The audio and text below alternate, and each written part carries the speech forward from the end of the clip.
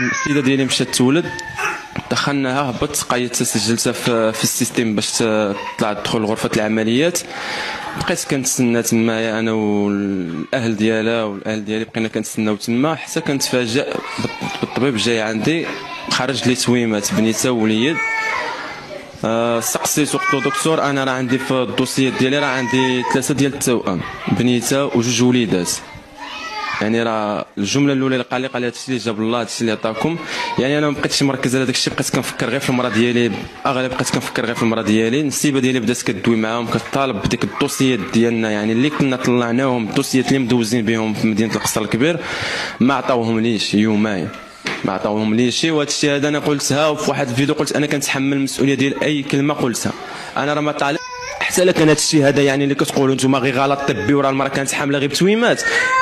راه كاينه اطباء كياكدوا لي، كاين طبيب محمد الخامس كياكد، وكاين طبيبه جينوكو كتاكد، كاين طبيب في مدينه القصر الكبير حتى هو كياكد، كاين الطبيب الدولي حتى هو كياكد ب3 ديال التوأم.